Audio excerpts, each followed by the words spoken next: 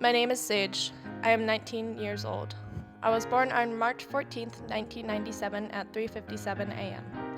This is me at age 2. This is Burlington, Vermont. I live here. This is my college, Sonoma College in Claremont, California. I am a biology major with a double minor in psychology and marketing. My world revolves around school. It consumes almost the entirety of my life. Work, sleep, eat. That is my motto and my mantra. The pressure to succeed greatly increased reaching high school, and now in my first year of college, I have found it completely overwhelming. Being my high school's salutatorian put enough pressure on my nerves, but going to a new place with new people, a whole new environment, has pushed me into a bright white light, overwhelming my senses and leaving me the test subject of my own life. So I began to change. I chose my head over my heart. Whenever I felt a pang of sorrow or loneliness, I just pushed it away, stuffed it into the dark corners. Focus.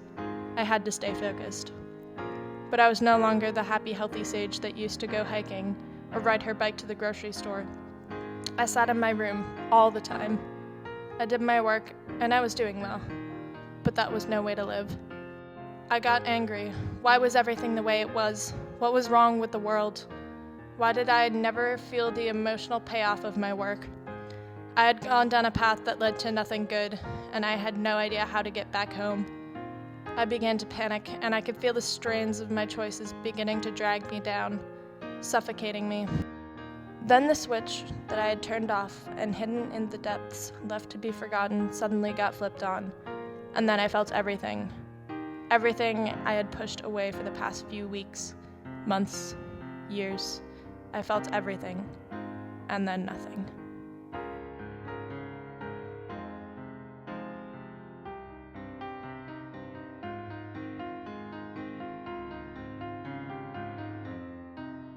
I awoke, but was not awake. I rose to see my body still on the ground.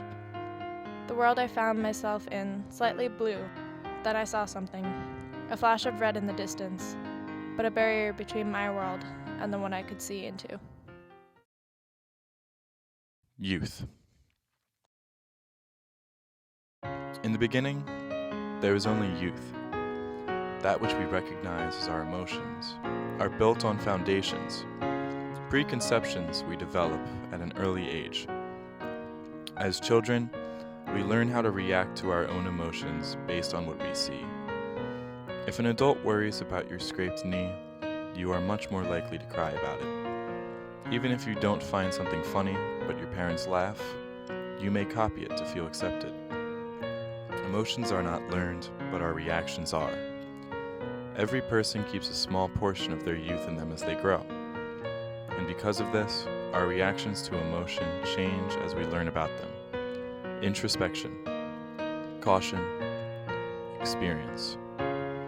These are the facets that teach us different things about ourselves and how we react to the world.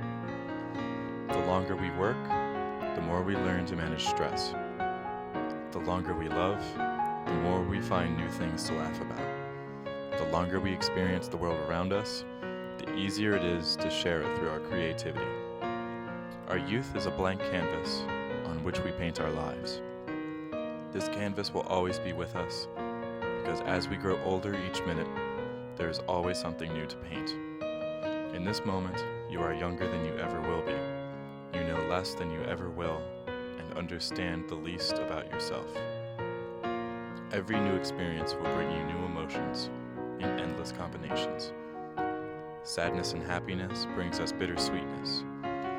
Fear and stress brings anxiety. Disgust and anger bring loathing.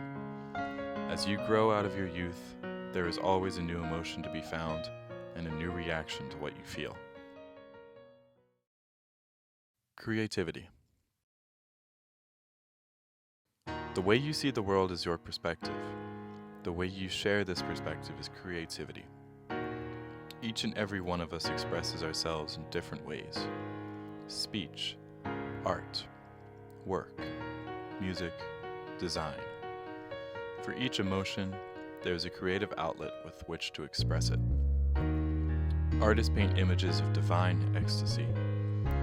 Writers publish tales of tragedy musicians sing of love, heartbreak, depression, and loss. We design ourselves in reaction to the way we see the world. On good days, we may express ourselves in the way we talk, in the way we approach tasks at hand, or the way we imagine new ideas. Creativity is the use of your imagination, expressed through your hobbies, passions, and talents. It is dance, literature, sculpture, fashion, decor, theater, and a musical instrument. But it is also the way we look at things and find solutions to complex problems. Creativity is medicine, architecture, religion, graphic design, infrastructure, coding, and rhetoric. Nobody thinks just like you do, and so the expression of your thoughts and opinions, your emotions, is the most important thing you can contribute to this world. Your creative side must always be cultivated. Stress.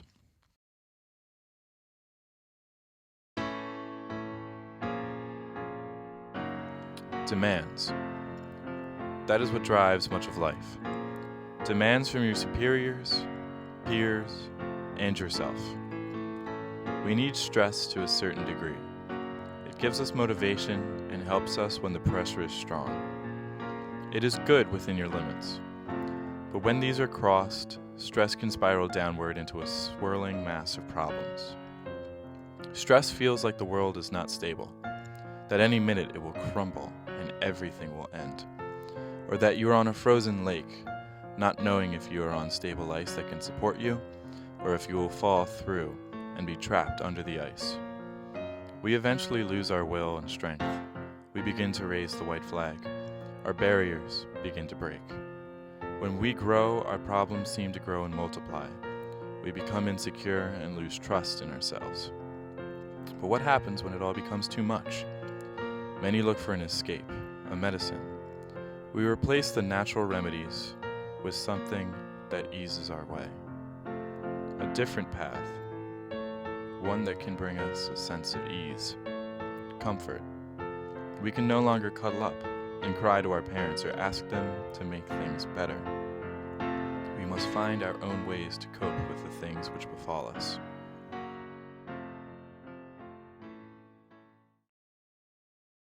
Relaxation. The natural opposite to stress, the combatant to anxiety, and the cure-all for worry and fear. Relaxation is the key to maintaining a healthy lifestyle. As the world moves powerfully across the stars, our race hustles to find new ways to preoccupy itself. This constant driving force is what creates change, growth, and progress in modern civilization. Yet the dark necessity of work creates anxiety and wears down upon us with the heaviest burdens.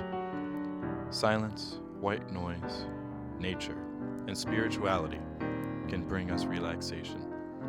A restful environment with which to sleep refuels us for the next day. An hour of silence to eat a meal at midday allows us the peace of mind to continue organizing our thoughts. A full weekend of time spent well with family, friends, or the great outdoors lifts us from ruts we so often find ourselves in. Moments of tranquility and calm meditation can freshen our perspective and give us a pastoral attitude to approach the world with.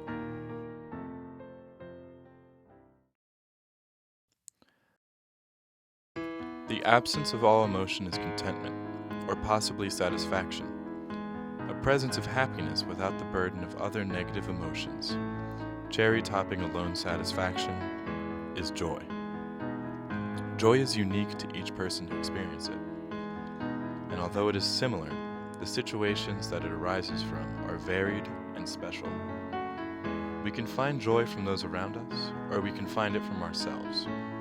Love brings us joy, accomplishment brings us joy, and appreciation for the environment and the nature of the world brings us joy. Relaxation brings us a joyous freedom. The abolition of stress allows for a joyous relief. The expression and subsequent acceptance of our creative minds rewards us with delight. Joy is one of the purest emotions. We learn it from a young age. When we take our first steps, our parents show us joy. When we have our first birthday party, we begin to learn the emotion ourselves. When we feel nothing else matters, we are living in and for that moment. Joy can be shared with others. It is one of those contagious things. It spreads like wildfire. Joy brings us back to our hearts and connects us to one another. I felt myself being drawn, an invisible string pulling my limbs back the way I had come, towards my body. The blackness grew deeper. I had never experienced any color like the ones that played on the inside of my eyelids. The black faded to gray, and the gray to blue, to red, to yellow, yellow to brown, then green. And then suddenly clarity. I could feel again. First, relaxation, then stress, my youth,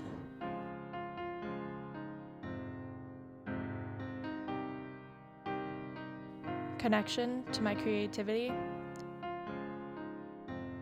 and then joy.